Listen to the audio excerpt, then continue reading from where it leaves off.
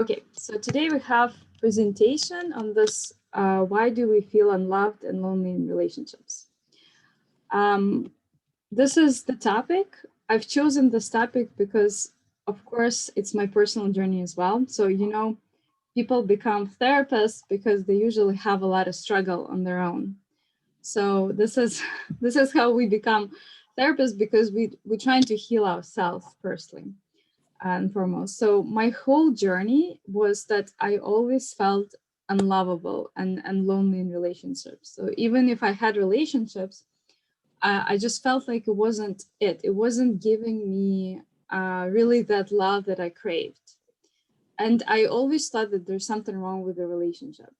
So it's gotta be, so for a long time, I kept like changing relationship because it was like, oh my God, it's not it's not what I needed. This partner cannot give me the love. Um, and so this is what I'm going to talk about, because that might be true, but there's a reason why we keep having this experience of feeling unloved and lonely in a relationship. And for those of us, I know you can share with me in comments if you had any personal work, if you had any psychotherapy, or if you had any inner work, or if you haven't. But most of us who are in this journey of healing, we know that our childhood experiences affect us greatly.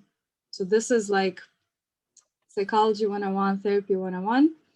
We know that those feelings that we had in childhood, they become sort of our deeper reality, in the reality, and then we, in a way, we sort of manifest that reality into being. That's a little, the framework is that was what I feel inside. Like, say, if I feel unloved, no matter that feeling is unloved inside of me is projected outside. So let me know if I need to clarify this. But or another metaphor we see. So this is another metaphor that I used here in the slide, is that we see our reality through a filter, through, like, say, a glass. And this glass is colored with our childhood experiences. So if we had a very difficult childhood experiences, our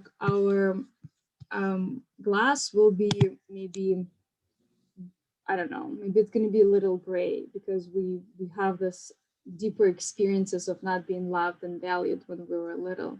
So now every time we see reality, it's going to be through this filters, through this glass of, like, not being valued, not being loved. So it creates this filter of our perception. And this filter is very, very deep. So this childhood experiences, they are so deep, it's like coding. It's so deeply integrated that sometimes we don't see it, but we just feel like, oh, I'm not loved, I'm not important. And we think like, oh, it's because this person is treating me this way, but in reality, it's the filter that filters the reality in that way. And so this one I have, and so what I realized then, so when I met my husband, we met 10 years ago. It's going to be 10 years of us together this year. And somewhere, so first, usually it's like great couple years. Usually that's how relationships go. Like, at first, there's a lot of attention on each other, a lot of romance and passion. And somewhere in the relationship, it just becomes less charged in that way. And that's where those deeper feelings starts to surface. So when this was happening in my relationship, a couple years into our relationship, I just started to feel so unloved, unseen, and like I was constantly telling him, "You're not giving me flowers. You're not taking me out to dates. You're not giving me this gifts, and you don't love me." It's like, it's like this routine thing, and I started being really unhappy and also blaming him for not loving me, and it became And he would tell me, no, but I love you. I see, I do this other things for you. I don't know, I like help, or like parent children, or um this fix my car or whatever. But I wouldn't see it. I only filter out the evidence. So because so deeply inside, I believe that I'm unloved, that I would filter out evidence to confirm this. So this is what we do unconsciously, is that we filter out that evidence that confirms our beliefs, our deeper beliefs. Oh, Natalia, if you can, yeah, thanks. Mute yourself. And this is what I have here on the slide. Without this inner work, it's impossible to see your partner objectively. We always project our parents onto our partner, meaning that my relationship with my parents, how I felt with my mom or my dad, and I had a typical Eastern European relationship or childhood where I was born in early 80s, and my whole childhood my parents were just wanting to survive, right? It was very difficult economic times, and they were busy surviving, and I just felt so insignificant. Like I didn't get any attention. Like my parents are normal parents, and I wasn't abused, I wasn't hit, um, physically abused. It wasn't like emotional abuse, but they were just really trying to survive, and focusing their attention outside of um, our family, really trying to survive and make money. And I just, as a child, I really struggled. I just had this constant feelings of like, I'm not important. Nobody's paying attention to me. Nobody, loves me. Nobody's giving me gifts. And then when I started my healing journey, when I went to see a therapist and we started talking about this, and my therapist asked me well, this feeling that you have with your husband, does it remind you of anything? Is it a familiar feeling, or is it something that only occurs in this relationship? And that's when I started to realize, I'm like, oh my God, it's exactly the same feeling that I had all my life, actually. So I started to separate. I could see that this feeling that I had is like, oh my God, it's not only in this relationship. My partner, he triggers that. He triggers the pain from my childhood, but he's not the source of it. So that difference between being a trigger but not the source, it really helped me to start separate what is coming from my childhood and what is coming from this relationship. And I put this number here. This is just my really broad estimate. 70% of the pain we feel in our partner relationships is actually from childhood. It's a very arbitrary number. That's how it feels. And it varies person to person, but I put it here so we can start seeing that a lot of pain that we feel in relationships is actually from childhood. Just this awareness alone creates some kind of space in my relationship. It helped me to stop blaming. So before this realization, and I'm giving you sort of the shortcut of me, this is my therapy process for 4 years, but you get to have this shortcut. That when I started to see, okay, this is my partner and this is the pain I feel, but he's not creating this pain. This pain is inside of me already. And just this realization gave me a little space where I could say, okay, let me focus on my healing. Let me just really focus on healing this pain and let's see what happens with the relationship. So kind of taking ownership and stopping blaming really helped me to start healing. So who in us feels unloved, right? So when we have this feeling like I'm so unloved, I'm so alone, it's actually aloneness is another feeling I have a lot in my relationship, even now, when especially with kids, when I'm you know, I do a lot of stuff with kids and my partner. So we sort of, we have this dynamics that inherited from our culture, which is man is like goes to work, kind of protector, just does this thing, and the woman is caretaker. But I feel very alone in that when I'm just the one caretaking. It's like, I don't know, it feels very lonely for me. So I started we started really talking about this and how we can. So I started to ask him. A part of my healing journey was to ask for what I need when I'm lonely, but it also comes with not blaming him for it. So if I tell him, it's your fault, it's your fault, I'm lonely, it's your fault, I'm feeling unloved, we don't have to, we don't have a opportunity to talk about it, because he feels defensive, he feels blame, and he stops, and he puts like a guard up, and he's like, no, I'm not you, I'm not the source of feeling lonely. Like I do everything for you. So this is what a lot of couples who I work with, that's the stage where they come in and they're like, you do this and you do this, it's your fault, it's your fault. And no, but it and the moment they start like this blame cycle, it's very hard to get out of it, because the blame instantly, it like creates defensiveness in this other person. And once we start blaming, that's it, like we lost the opportunity to talk to each other. So in every one of us, there's an inner child, a part of us, a part of our psyche that keeps all the feelings from childhood. That's what I was sharing about, how I was feeling unloved. And this part of me who wasn't loved in childhood was, it's like every day she's still here. She's my inner child.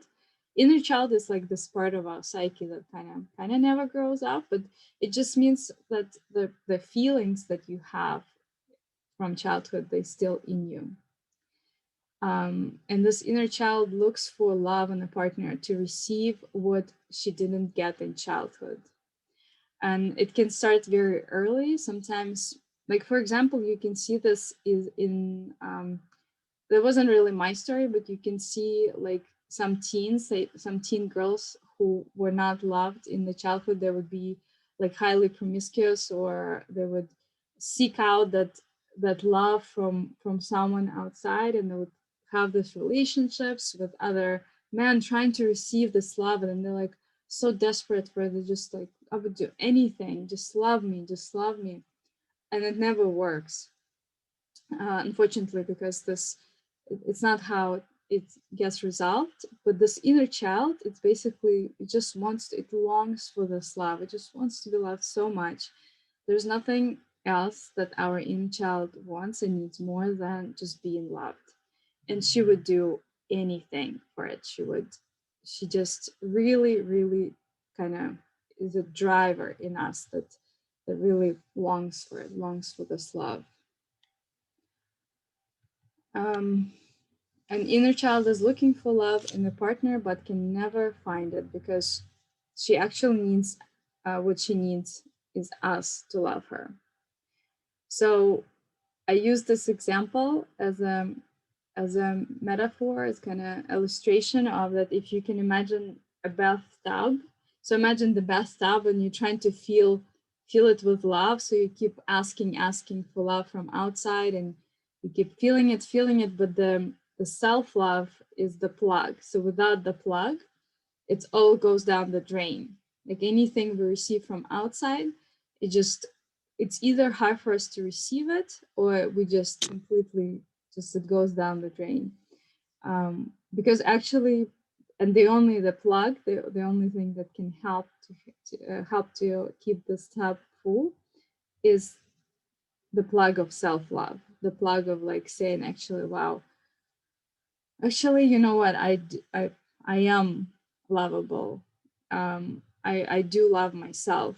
So if I love myself, if I have connection with my inner child and give her this love, it's kind of like she's in a good place. She doesn't need to go and ask for this love from outside, and sort of always like this needy, like she still can. And that's what I'm not saying that we don't that we always can feel our needs ourselves. That's not true. We do, like, there's something about being with other person and receiving his love, something very special about it. But we cannot experience that unless there's already love inside. That's what I guess my main point is, that we need to have this feeling inside of us before we can um, receive it from our partner. Otherwise, it's just not gonna land anywhere. And so here's where we can start moving into solution, right? So what do we actually do? We know we have all this childhood trauma. Everybody does. I'm not so when I say trauma, it's not like big trauma, it's little trauma. And some of us have big trauma. But we all have trauma. So we know that, and it's like it kind of sometimes gets depressing, like, oh, all this trauma we have, so what do we do about it? And uh, there's a way out. There's definitely things we can do. One of the things that's actually on the next slide, I think. Yeah, so I'll probably go this slide. But one of the things that people say a lot when they come for relationship help, or they are thinking about it, but they feeling really disempowered. They say, but you know what? My relationship, my partner doesn't want to change. So I hear a lot of this. So they say, okay, I want this love. I'm not happy with my relationship, but my partner doesn't want to change. And doesn't we need two people to change? So he doesn't want to change. Then it's hopeless. Then there's nothing I can do. So I'm going to be stuck in this relationship forever, or I'm going to have to leave eventually, or or it's okay. It's okay. And so that's why, and people settle a lot, right? They just say, you know what, that's okay. I don't feel this love, but he's kind of stable person. And and to me, that's sad, because I do believe we all can have like a loving, harmonious relationship, that like deep connection, deep intimacy, when you're with someone and you look into their eyes and you just have this amazing feeling. I really believe it's accessible to everyone. And so when I see that people settle, they settle for this, kind of like, oh, it's okay, it doesn't matter. We have kids and it's all good. And it's like, oh, but you can have you can have so much more. But sometimes it's not what they desire, and that's okay too. But when say a woman wants to start change relationship, I always tell her, you actually have a lot of power. And this is what also my kind of main point from this presentation. If you were to take 2 points, one is you need to love yourself, find inner child in you and love her. And you have a lot of power. And we don't a lot of women, they don't feel empowered in relationships. And this is what I'm really challenging, because a woman really, it creates like so much. She can do so much in relationship. Just her, if she decides that she wants to change and she's going to change this relationship will inevitably change. I mean, we don't know in what direction, but there's definitely going to be change in the relationship, because we have so much power in our relationships that we don't realize. I remember first time this woman, when I was stuck in this feeling like kind of helpless and powerless in my relationship, and I was talking to this woman. She was like a coach, I think, or something, and she said, you have so much power in this relationship. And I looked at her and I'm like, no, I don't have power. I can't change him, like. And she was really challenging me. She's like, no, but you do have power in this relationship. And I was like, wow. It's later when I thought about it and I really let it sink in, I was like, well, maybe I do have power in this relationship. And I actually do. And that's the thing. Once I start owning my power and owning my healing process, it's everything started to change. And when you change, relationship always changes. And that requires letting go of the blame and taking responsibility for how we feel in our relationship, for our part, for our healing.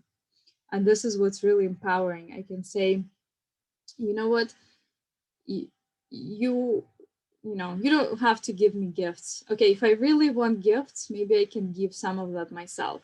Like if I really want, um and that's not, again, that's not to say like, okay, we need to like fulfill our own needs and be completely independent and full, self-sufficient. That's the other side. So that's not what I'm saying. There's like a balance between codependency and complete like independency, and there's like this beautiful interdependence, which is like a hard balance to find sometimes.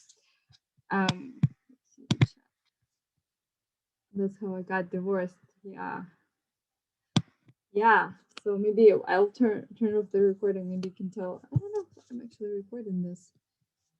But yeah, if you mean like with the blaming, that's how a lot of people, when they get stuck in the blaming cycle, sometimes stay. Or I don't know if you can tell me more, right, about the what's happening, because it's sometimes when people start working on their own. Do you want to share?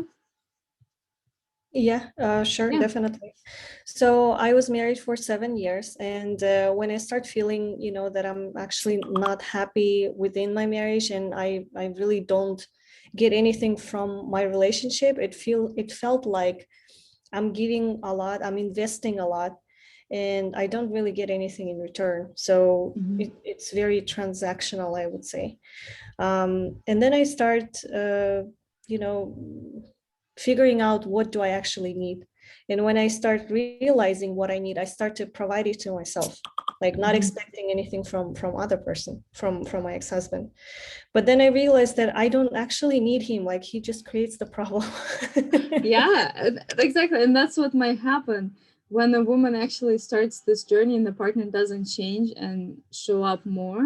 It's not That, even about changing. I was okay with him not changing, but I asked myself whether I can accept him the way he is, yeah. because I know how it's hard, to change yourself, and it's even harder to change someone else, especially who doesn't feel like he needs to change. So the changing the other person wasn't even on my agenda. But what was is like whether I can live with that person with all his flaws and pros and cons. So the answer was no, but Mm-hmm. it wasn't, the rationale of that wasn't that I was unloved. He Mm-hmm. loved me the way how he can, but it was still not enough for me. So Yes. what It's, happened is I am divorced and I'm still unloved. Like this problem, didn't solved by so itself. have you worked on like finding that love for yourself with your Um, inner? Yes, I've worked with my therapist, and we did have a plan of how to at least start with a self-care, at least start with learning how to listen to yourself, learning about your needs and etc. But it's very vague. For example, if we can take your points, connect to your inner child.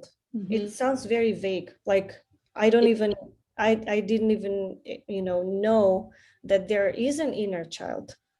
And so how do I connect with it if I don't know if it exists, for example, right? Like, what do I have to feel? How do I have to reach? How do I have to connect with it? Or, for mm-hmm. example, find love and acceptance for her in your heart. Well, where is she? I'm here Yeah. to love her. Well, Where is she's the one, she? but she, and that's so thank you for bringing it up. I do realize that I'm sharing this process, and this is, like I said, like 4 years of my work, right? And it's sort of like, so connecting to my inner child, maybe it took me like a year, right? So, and I'm like giving you shortcuts to give you like an overview, so to have this map, but it is like, it's hard work. Like It it's is hard. hard work, and when I feel trapped, I can specifically say like when I got lost actually, when they say like you have to love yourself unconditionally, and yet everything that I do is a condition, like self-care. I'm buying myself flowers, I'm buying myself gifts, I'm letting myself treat the way I want to be treated. And that's another like caveat. Once you start dating yourself, you don't want to date anyone else because no one's gonna reach to that point. I mean, no one can do it better than you do because you know exactly what you want. But then it's a condition. Like I'm gonna love myself if I'm gonna take a shower today. Good job. Or I'm gonna love myself if I'm gonna go to a dinner in a fancy French restaurant or something like that. So it felt like it's a condition It's a regardless. condition. How So, to love yourself unconditionally. well, loving yourself unconditionally is a high standard. It's very like, I think it's the end goal, and Yeah, I but don't know it's if so we easy ever to get there. do. It's so easy to do with your children. Like they don't have Yes. to buy me flowers or anything. Like I love them unconditionally. So I Right. wonder, like I know how it feels to love So unconditionally, how to yes. project it on myself. So it's when you, so the way I do it is when you connect. So we can do like an exercise on it, but when, so imagine you agree with me like there isn't a child, right? Maybe you buy into this concept because it is a concept, but it's a working one. And you start, maybe you connect with this feeling like of being unloved and lonely. That's her feelings. So that's, you're already connecting to her when you're connecting to those feelings of being unloved. The next step is kind of separate her out of you, like maybe visualize that you're looking at her, that you actually, you're adult Raya, right? You're adult, you're a woman, you're a mother, and she is little. And when you see her, usually there's an image that comes to me. I have a little picture of myself when I'm about 5, and when I see into her eyes in the photo, that's how I connect. And I see like, so there's, so it's a relationship. And the first, so loving conditionally, it's like ugh, to upstand. The first is just to notice she's there. Okay, you're here. I'm feeling this unloved. Like, you just here, and it's okay. You can feel this way. And just be with the feeling, with the feelings of being unloved, but not identify with it. Does it make sense?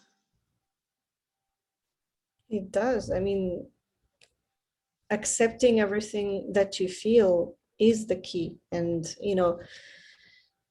with me, I'm just setting the time boundaries. Like if you feel unloved, you can do it only until Wednesday.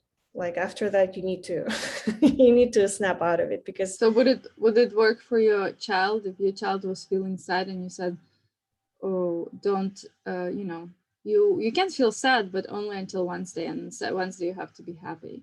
yeah. So what happened is with my children, they just snap faster. Well, with my kids, for example, someone is upset, like my daughter is upset. I asked her, "Are you upset?" First of all, we need to identify what is the feeling. Do you feel sad? Do you feel angry, mad? What is happening? And she says, "I'm mad," for example. And then we start talking like, "What are you mad about?" And then I start like recognizing whether she needs my help in she needs my help in resolving the problem, or the problem is resolved and she just feels like angry. And then I'm like, "Do you need a hug? Do you want me to help you?" or something like that. So with her, it's always like ends with, we need a hug, we need like 1 minute of cuddling, and then she's like, "Okay, I'm fine," and then she leaves to play with the game. With me, I'm like, "Okay, do you feel sad?" "Yes, I feel sad," and that's it. We can be sad for 2 months straight. I'm total depression. I am unproductive, I can't work, I don't want to get up from my bed in the morning. Like this is super unhealthy. So if I completely say, "Okay, we're not feeling sad from now on ever in life," it's unhealthy either. So I'm trying to like find a um, a balance, like to let myself feel whatever I feel. So But my experience is when you let yourself feel whatever you feel without any resistance, when you go into the feeling completely, you're not scared of it, you're not scared to stay stuck in it, you're just completely in, like going, it's like a wave, right? Like you're letting the wave wash over you. It doesn't last that long. It's the resistance that usually keeps it stuck. my feelings stuck that long, to the point where I went to the psychotherapist and I've been prescribed medication because this is not healthy. Yeah. So Are you that's resisting it? Are you fully accepting? Like, are you saying yes? Like, so something happening with the feeling that it's not going through, right? It's getting stuck. in my case, it would be like life sucks. And then I'm like accepting that, okay, life sucks. Although there's a lot There's of a reasons and yeah, proof that it's not rational actually. Like this is so not true. And I can make a list of things that, you know, that are good in my life. But this is not how I feel. I feel that life sucks. And I'm like, okay, there's a part of you that feels life sucks. There's a part of you. there's a whole part of me that feels life sucks. So It's just it's all of you. my logical part and my emotional part. My logical part says like, hey, you have this and that, like you should be probably happy about everything, like you're successful, like calm down. But Yeah, then that the should really. emotional part, which is like, you know what, no, this is completely you know not true. That sucks. Everything sucks.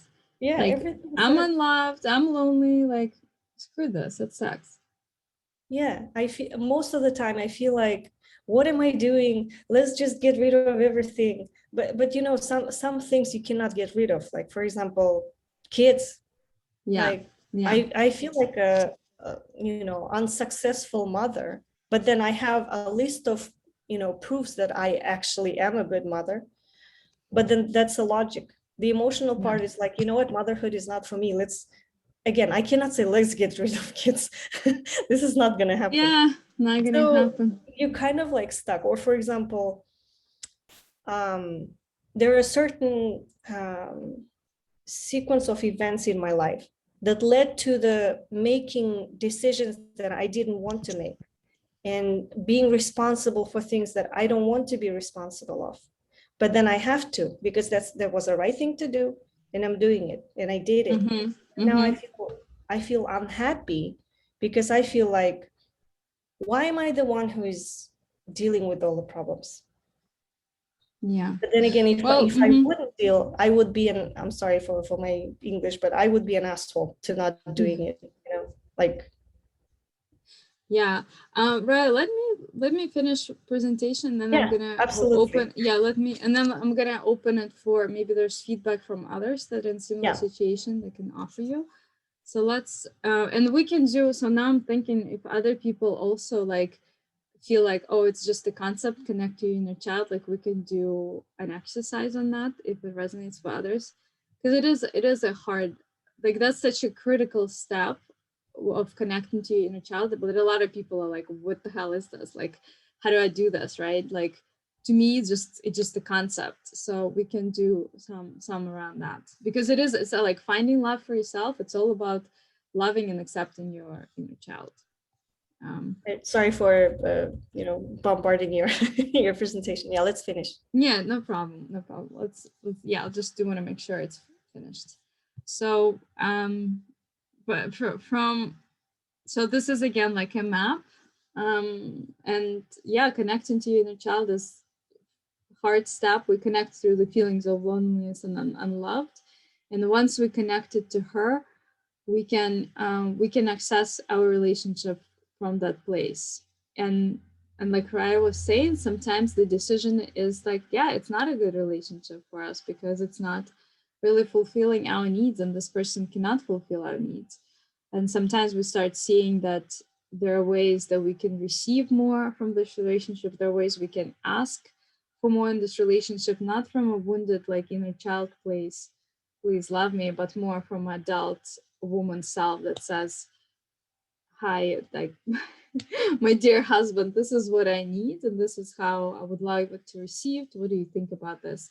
And this is more like empowered place in us that knows we deserve this love, that knows we deserve the flowers or the gifts or whatever you need. Some people don't need that, but you can ask for it in a way that helps the other person to give you what I need, not from a place where it's like wounded and angry and resentful. When we ask from that place, we usually don't get what we need.